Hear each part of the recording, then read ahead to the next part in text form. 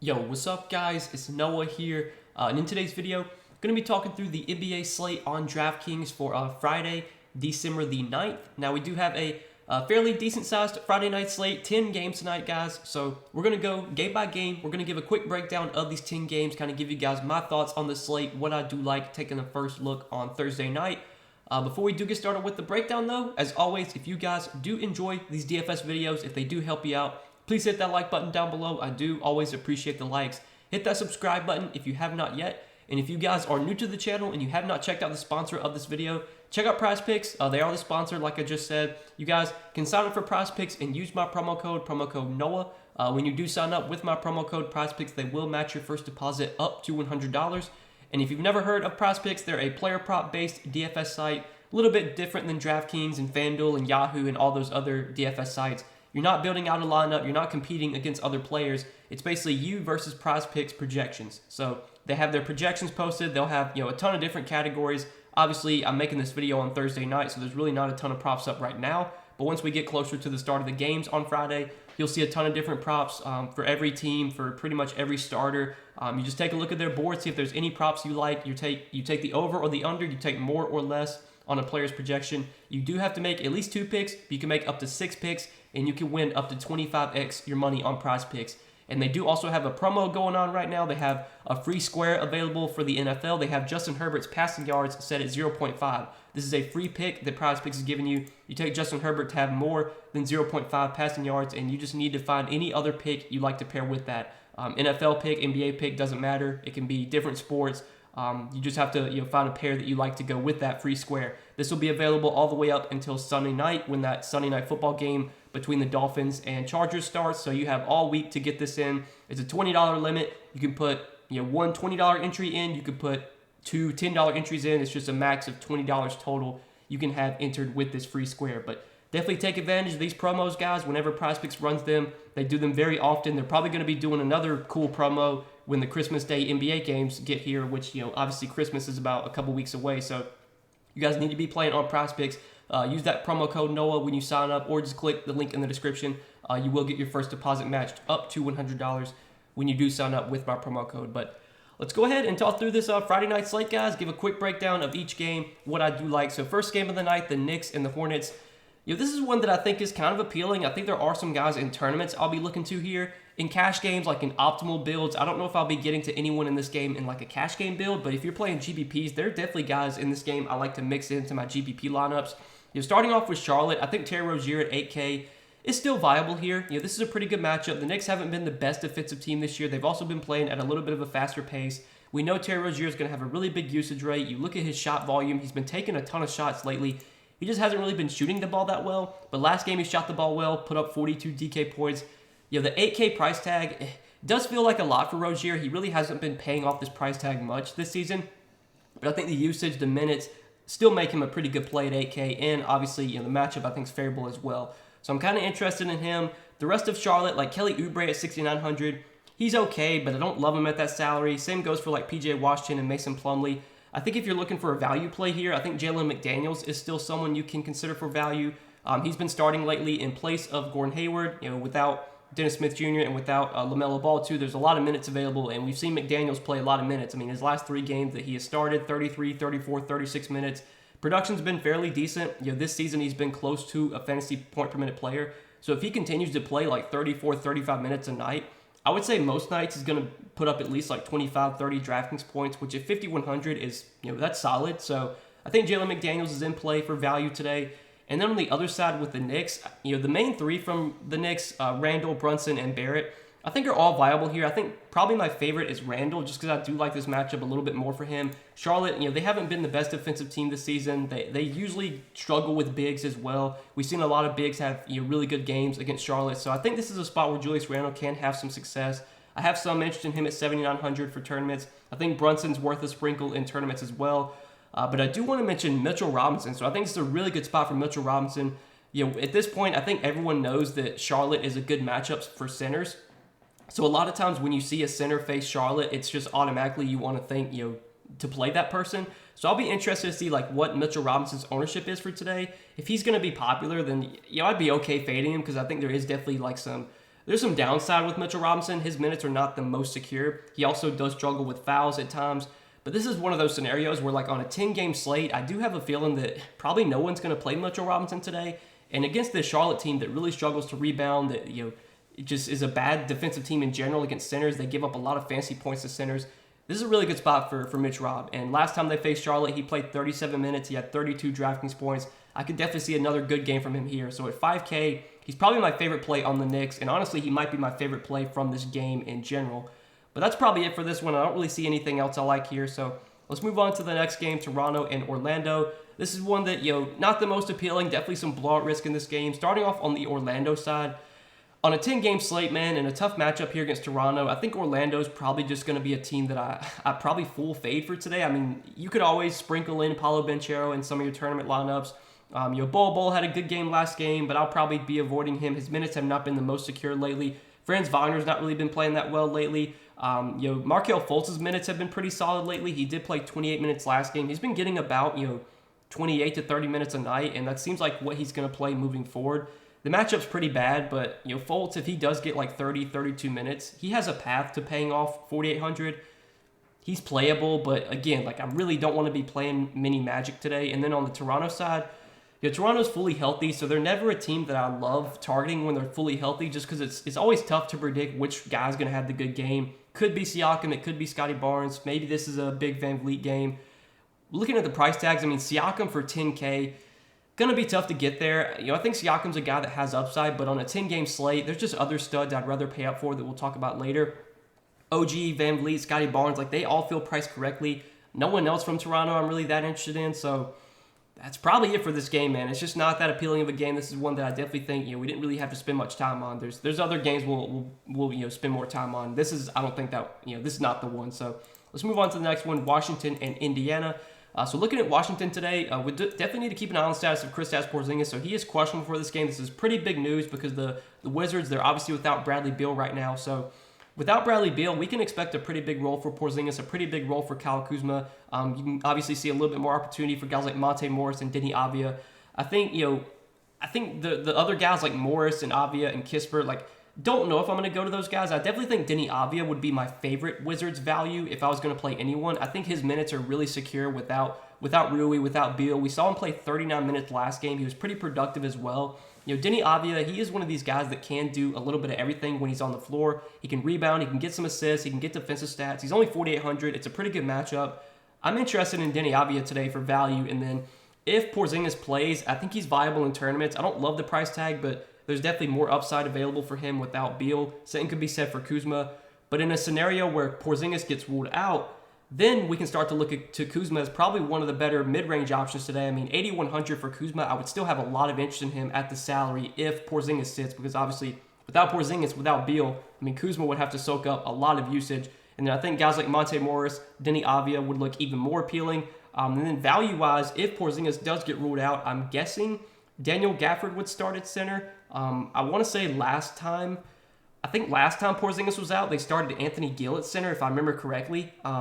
I doubt they would do that here against the relatively big Pacers front court. So I assume Daniel Gafford would start if Porzingis got ruled out. Daniel Gafford's only 3,600. He's a really good point per minute player. He would be a really strong value today if Porzingis doesn't play. So there's a lot pending in this game. There could definitely be a lot of plays worth targeting on Washington. Assuming Porzingis is in, I think my favorite play on the Wizards is probably Denny Avdia. I think he's still a pretty good value. But guys like Kuzma, Monte Morris, and then Gafford would look really appealing if Porzingis doesn't play. Especially Gafford, I think would be a really good value. But on the Indiana side, we got to keep an eye on the status of Miles Turner. So Miles Turner's questionable for this game. He was questionable last game, and he did wind up playing. If he were to play, I don't see a ton that I love on Indiana. I think Halliburton and Miles Turner, like, they're always viable in tournaments. Miles Turner's price tag has come down a little bit. The matchup against Porzingis, I think, is fine. We've seen some centers have good games against the Wizards this season. So 6,900 for Miles Turner. If he's playing today, I think he's pretty appealing. I think Halliburton's a viable GPP option. The rest of Indiana, though, I'm not super interested in. But in a scenario where Miles Turner gets ruled out, if that were to happen, I think Halliburton would look even better. I would definitely have a lot more interest in Halliburton if Turner gets ruled out. I think Buddy Hield will look a little bit more appealing. And then for value, I think guys like Jalen Smith and potentially Isaiah Jackson. Last time Miles Turner was out, they actually slid Jalen Smith down to the 5. So Jalen Smith started at center last time Miles Turner was out. They could do that again here, or we could see Isaiah Jackson start in a scenario where Isaiah Jackson got the start. He would be a really good value. Worth noting, he's also questionable, so we'll have to keep an eye on that. If Isaiah Jackson got ruled out too, then I'm guessing next man up would be Goga Bitadze. So like, if there's no Miles Turner, if there's no Isaiah Jackson, we might see Goga start at center. And Goga's always been a good point per minute player. So this is definitely a game where there could be a lot to like here. There's some pending injury news we'll have to keep an eye on. Right now, don't love a ton of plays in this game. I think Denny Avdia is probably my favorite play overall just as a value. But there's a lot that could open up if Porzingis gets ruled out, if Miles Turner gets ruled out. That will definitely change my thoughts on some of the plays in this one. But let's move on to the next game, Sacramento and Cleveland. So another game where we have some big injury news. Donovan Mitchell, questionable. De'Aaron Fox, questionable. Starting off on the Cleveland side with Donovan Mitchell, I think if Donovan Mitchell gets ruled out, I don't know if there's going to be a ton of value to go to from Cleveland. I guess the one guy we can maybe consider for value would probably be Caris LeVert. I think Caris LeVert would be a really good value if Donovan Mitchell's out. Maybe a guy like Cedi Osman you could consider in GPPs. Caris LeVert has been coming off the bench, but I assume if Mitchell were to get ruled out, they would probably start LeVert. Don't think that's a guarantee, but I think there's a good chance he would start. LeVert would be a really good value if Mitchell's out, and then Darius Garland would have to take on a bigger role. I think Darius Garland at 8,200 would be a really appealing play if there's no Mitchell. Guys like Mobley and Allen, I don't know if their roles change that much, so I don't think I would change my interest in them. But like Jared Allen's only 6,600, and I think it's a pretty solid spot for him against Sacramento. Sabonis has never been like the best defender, so I think this is definitely a spot where Jared Allen can have some success. He played 38 minutes in his first game back from injury, so there were clearly no limits on him. Don't know if we get 38 minutes today, but I think 34, 35 is relatively likely. Again, 6,600, like that's not too expensive. So interested in Jared Allen. Obviously, the rest of my Cleveland interest, though, is going to depend on if Mitchell's in. If Mitchell's in, I don't love a ton on the Cavs besides Allen. Mitchell and Garland, I think in this matchup are fine plays, but neither one stand out on the slate. And then on the other side with Sacramento, this is not a matchup I love. Cleveland's been a really good defensive team this season, so don't really want to target a ton from Sacramento today, but in a scenario where De'Aaron Fox does get ruled out, we're going to have to look to some value here, and I think the biggest beneficiary in terms of value would definitely be Davion Mitchell. So Davion Mitchell is only 3,200. We've already seen him start one game this season when De'Aaron Fox was out. I can't remember which game it was. I think it was against Miami, maybe. I can't remember which game it was, but I know Mitchell. I want to say Mitchell started one game this season. I don't think he did very well, but he's historically been a relatively productive point per minute player, and I think his minutes would be pretty secure without without Fox. He would probably play like around 30, 32 minutes. So I'd be interested in Davion Mitchell as a value play if Fox sits. I think guys like, Keegan Murray, Malik Monk, Kevin Huerter would get a little bump as well. Again, I don't want to load up on Cleveland today, but there would be some value to go to here if, Fox were to get ruled out. If Fox winds up playing, he's only 8K, which is not like super expensive. We've seen his price come down lately. His production's also come down as of late. This is not the best matchup either, but the 8K price tag does make Fox somewhat appealing today. If he's able to go, I think he's more of a tournament option, but I'd have a little bit of interest in him. But yeah, that's it for this game. Let's move on to the next one, Atlanta and Brooklyn. So starting off with Atlanta, they've got some big injury news today with DeJounte Murray ruled out. Obviously still missing John Collins. DeAndre Hunter's questionable. He can maybe return. But the big news is definitely DeJounte Murray being out. So without DeJounte Murray, made Trae Young the cover boy for today, the thumbnail. I think Trae Young's in line for a really, really big role here. He's going to play huge minutes. If Atlanta keeps this game close, it's going to be probably because of Trae Young. He's just going to have to soak up a ton of usage. And I know last game after DeJounte Murray got ruled out, after he got injured, Trae didn't really do much. He wasn't super productive, but usage rate was good. He took a ton of shots. That's going to be the case tonight. The price tag at 10-3, his price tag really didn't move up at all. It moved up $200. So I think Trae Young is a really good pay-up option here. He's just going to play so many minutes. His usage rate's going to be sky high without DeJounte. I definitely have interest in Trae on this slate. And then the rest of Atlanta, I don't know if guys like Clint Capella's role, I don't think really changes with DeJounte out. But I think guys like AJ Griffin, if DeAndre Hunter is out still, I think AJ Griffin would be someone to consider for value. I think Jalen Johnson could be in line for a bigger role without DeJounte. He only played 14 minutes last game, but he also fouled out in 14 minutes. His minutes have been pretty secure lately without John Collins, and they're just kind of short on power forwards right now. They're just really thin at that position. So Jalen Johnson should play 30, 32 minutes here most likely. His production should increase without DeJounte. They're just going to need more offense. Trae can't do everything, so I'm interested in Jalen Johnson as a value play, and then like AJ Griffin I think would be in play. DeAndre Hunter, if he plays, I think he's kind of interesting for value. He's not a guy that I've really played much this season at all, but I think he would have to do more on the offensive end, and he's pretty cheap, so he's kind of an appealing value. And then even like Bogdan Bogdanovic, I know he's not really done much this season. He's been coming off the bench. He hasn't been playing a ton of minutes, but they're really just going to need a guy that can soak up usage, and that's something Bogdan can do. He's going to come off the bench. He's going to play a lot with the second unit. His usage should be really strong with the second unit. He's only 4,100. He's a guy that I definitely have interest in for GPPs here. I think he should get a big boost without DeJounte. He took a lot of shots last game. He just couldn't make any shots. If he takes 15, 16 shots like he did last game, very good chance he's going to do enough to pay off 4,100 as long as he doesn't shoot the ball terribly again. So there's a lot to like on Atlanta today. Obviously, Trey's kind of the priority play, but there's definitely some value here with guys like Jalen Johnson, DeAndre Hunter if he plays. If he doesn't play, we could go to AJ Griffin. We got Bogdan coming off the bench that I like for value. So definitely some plays I like on Atlanta. And then on the Brooklyn side, not as much really interests me on Brooklyn today. KD's prices come down a little bit to 10,500. Look, KD's always got upside. He's always in play. I don't think I'm going to get to him on a 10-game slate, especially like since I just played one lineup. In my one lineup, not going to really play KD. He's not going to be in consideration for me. If I was playing 150 lineups, sure, I'd have 2, 3%, 4% of KD, but not too much more than that. And then Kyrie at 8,600. We've seen his production increase lately, and Kyrie seems to be starting to find his groove. He's been more aggressive offensively. He's been taking more shots. His minutes have been really good. If I was going to play one of the big two from Brooklyn, like if I had to play one of them, I think I would take the savings and play Kyrie. I mean, Kyrie can easily outscore KD, and he's almost $2,000 cheaper. So I do have a little bit of interest in Kyrie today. The rest of Brooklyn, though, I'm not super interested in. With Ben Simmons back, I think that hurts Claxton a little bit, so I don't love Claxton here. Ben Simmons in his first game back from injury, I'll probably just kind of shy away from. Royce O'Neal, Joe Harris, none of these guys I'm interested in on a 10-game slate. So let's move on to the next game. We got the Lakers and the Sixers. So looking at this one for the Lakers today, LeBron and AD obviously both sat last game, but they're both probable for today, so they're expected to play. With LeBron and AD playing, I really don't like any Lakers outside of maybe LeBron and AD, but I think LeBron and AD are both just tournament options today. AD obviously has been playing out of his mind lately. Last game only played 8 minutes, had to leave with an illness. He should be good to go for today. He seems, that illness seems to be behind him since he's probable. So would expect AD to get back to playing huge minutes.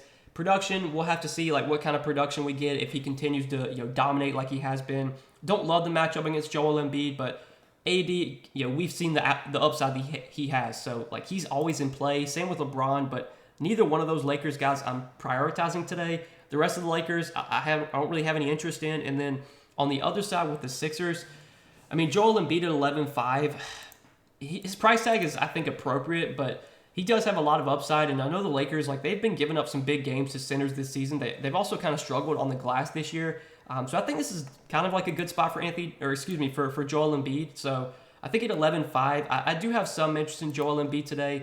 James Harden at 8,900. We're going to have to wait and see what kind of minutes restriction he's on. So last game they said he was on a minutes limit, but he played 38 minutes. Now that game did go to overtime, I believe. I think it actually might have went to double overtime. I don't know if Harden, how many minutes he had played at the end of regulation. I'm guessing he played both overtimes. Given that he played 38 minutes last game, I assume he can play his normal minutes today. They said he was limited last game, but again, he played 38 minutes in double overtime. So I would assume we're getting normal minutes from Harden. I do like the matchup. I don't think the Lakers are a great defensive team by any means. I think this is definitely a spot Harden can have some success.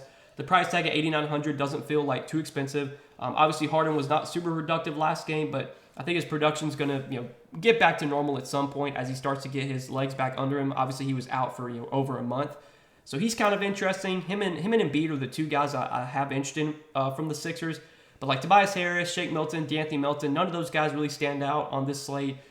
That's really it for this game. So mostly, just the stars here are what I'm really interested in. So let's move on to the next one. We still got 4 more games to hit through. So Detroit and Memphis. Not one I have a ton of interest in. Most of my interest in this game is on the Memphis side. John Morant as a tournament play. Totally fine going to. I think it's a very strong matchup here. I do worry about blowout risk. This Detroit team is just terrible, and they're going to get blown out a lot. and I would assume that Memphis is pretty big favorites here. So like Ja might only play 3 quarters, but I mean he could put up 60 in 3 quarters. We saw him put up 66 last game in only 30 minutes against OKC. He put up a triple double. Like Ja could destroy this Detroit team. They're not going to have any answer for him. I know Detroit's been like one of the worst defensive teams in the league, so I'm very interested in Ja. Just gotta hope that Detroit can keep the game somewhat close. The rest of Memphis though, like Jaren Jackson Jr., Dylan Brooks, don't think I'm going to go there on this slate, but I do want to mention that Steven Adams is questionable. So if Steven Adams does get ruled out, I think that is a little bit of a boost for Jaren Jackson Jr. I'd have a little bit more interest in him. And I think Brandon Clark would be a really good value. I assume Brandon Clark would start in place of Steven Adams. Clark is only 3,900. He's a guy that can be very productive when he gets minutes. The matchup against the Pistons is very favorable. Clark would be another really good value today. So like right now, there's not a ton of standout value, but if some of these questionable guys get ruled out, this could definitely be a slate that just has a ton of value. So it could be kind of a stars and scrubs slate where you're able to pay up for multiple guys, and then you jam in some of these values. Clark would be a really good value if Steven Adams were to get ruled out. We just kind of have to wait on that news. And then on the Detroit side, I mean, I might just full fade Detroit. They're another team I just don't really want to be rostering much of on a 10-game slate, kind of like Orlando. These bad teams that don't want to win. It's hard to get excited about guys like Killian Hayes and Bojan, Jaden Ivey. It's just not a slate where I think I'm going to be rostering any of these guys. So let's move on to the next game, the Suns and the Pelicans. So looking at Phoenix here, we'll start off with the Pelicans. So for the Pelicans, they're still without Brandon Ingram. So we can expect a big role for Zion. CJ McCollum should get a boost as well. Zion's been playing really, really well lately. I don't love this matchup against the Pelicans, but I think Zion at this point might just be matchup proof. He's been playing huge minutes as well. This should be a close, intense game, so I think we should get big minutes from Zion here. He's in play. Don't love him on this slate. I wish he was a little bit cheaper. Don't love the matchup either, but obviously Zion has upside. And then CJ McCollum, he's really not been playing that well lately. I don't know what's going on with him. He was out with an illness for a while, and then it seems like this illness that he was dealing with is maybe still bothering him. Even without Brandon Ingram, we've seen CJ McCollum's production just be terrible lately. I want to say at some point he's going to have a good game, and it could be tonight that he finally does. The price tag is not that expensive. I mean, he's only $6,800. That is really cheap for CJ McCollum, especially with Brandon Ingram out. But it's hard to feel good about him right now just because he's been so bad lately. But I do have a feeling at some game, at some point, CJ McCollum's going to have a normal game and get back to producing at the level that we expect him to. But the rest of the Pelicans, Trey Murphy, J-Val, I don't think I'm going there on a big slate like this. And then on the other side with the Suns, now that Chris Paul is back, I really don't like much on the Suns. I think Devin Booker's priced appropriately. I think DeAndre Ayton's priced appropriately. Same with Mikal Bridges. Chris Paul's only $6,600. That's pretty cheap for Chris Paul. We normally see him priced in the upper sevens, and he's been priced in the upper sevens for most of the season. He played 24 minutes in his first game back from injury, but obviously that was just a massive blowout. I don't know if we can really look too much into that. I would think that Chris Paul probably plays close to normal minutes today. The price tag's not too high, so I have some interest in Chris Paul, and honestly, if I had to play anyone on Phoenix today, I think Chris Paul would be my favorite play at $6,600. But I don't love much from this game. It's not a game I'm super, super interested in. I think you're just kind of looking at tournament dart throws here. No standout core plays coming from this Suns-Pelicans game. So next game, Minnesota and Utah. Looking at Minnesota today, they're still without Karl-Anthony Towns, so we can expect a big role for Anthony Edwards, more usage for D'Angelo Russell, more secure minutes for Rudy Gobert. Starting off with Anthony Edwards, at $9K for Anthony Edwards. This price tag does feel about right, but man, the last 3 games without Cat, Edwards has just been playing really, really well. He's been taking a lot of shots. He's been playing huge minutes, been productive as well. 56, 46, 57 DraftKings points. Do want to mention though, and I tweeted this out last game, Anthony Edwards, I don't know what's gotten into him, but he's just been getting a ton of steals lately. He had 5 steals against Memphis. He had 6 steals against OKC, and he had 6 steals last game against Indiana. The dude's not going to average 6 steals a game, so expect that those stocks to come down. But the usage has still been strong. The minutes have been good. He's still rebounding. He's still getting assists too. Even at $9K, I think Anthony Edwards is in play today. I think D'Angelo Russell's fine as well, but he's more of a GPP option. And I really like Rudy Gobert today. I think it's a really good matchup for Rudy Gobert. The Jazz have been getting killed by bigs this season. They've been giving up a lot of points in the paint. They've not been the best rebounding team either. We saw Gobert finally explode last game, had 54 DK points in 31 minutes, had a big double-double. That's the kind of upside that Rudy Gobert has. He can go out there and get you 20 points, 20 rebounds any night. And I think against his former team, first game back in Utah, obviously Rudy Gobert, he's not a guy that's going to demand the ball. He's not going to take a ton of shots, but does this game matter to him playing in Utah for the first time since he left? I mean, it might matter to Gobert. So there's definitely a little bit of a narrative here. I think the price tag though and the matchup definitely make Gobert look like a pretty good option here. I've been targeting centers against the Jazz all season, and I don't think I want to stop today. I think this is definitely a spot where Gobert could have a lot of success again. So very interested in him. And then that's probably it from Minnesota. I don't see a ton else I like on the Timberwolves. And then for Utah, got to keep an eye on the status of Lauri Markkanen. So Lauri Markkanen was a late scratch last game, kind of got ruled out of nowhere. And we actually saw them change up their starting lineup quite a bit. So they started Malik Beasley in place of Lauri Markkanen, and then they moved Jared Vanderbilt to the bench and started Walker Kessler. So don't know what Utah's going to do today. If Lauri Markkanen plays, obviously he'll be starting. Do they continue to start Walker Kessler, though? That's a big question. And if Walker Kessler starts, he's going to be a really good value play because he's a very good point-per-minute player. We've seen this season in the minutes he's gotten, he's been productive. Last game, in the game he started, he played 24 minutes, had a double-double, 5 blocks, 37 DraftKings points. He's a good per-minute producer. I don't love the matchup against Gobert, but he's a guy that he'll find a way to put up fantasy points. He'll score, he'll get rebounds, he's a great shot blocker. He's going to be a really good value play if he starts again. But again, I don't know if they're going to keep that same starting lineup or if they're going to move Jared Vanderbilt back to the starting lineup. We'll have to wait and see. But if Lauri Markkanen plays, don't love him on this slate. I think Jordan Clarkson, though, would be viable if Markkanen got ruled out. Obviously, he would pick up a little bit more usage. Mike Conley is expected back for this game. I think I saw a report that he was trending towards playing. So with Conley back, he should be back in the starting lineup. Obviously no Colin Sexton right now. So as long as Conley's not limited, I think he's kind of viable. But he's been out for a while, so I have a feeling he's probably going to be on some sort of minutes limit. I don't think he's going to be playable today. Obviously, if he were to be limited, you're probably just going to fade him. But I did want to mention, the marketing news is pretty important, and their starting lineup is going to be important. So we'll definitely have to pay attention to that. If Walker Kessler starts again, I think he's a really good value at 4,200. But that'll do it for that game. Let's go ahead and talk about the last game of the night, the Bucks and the Mavericks. So this should be a fun one to watch. Luka versus Giannis. Starting off with those two guys, you got Luka for 13K, you got Giannis for 12.3.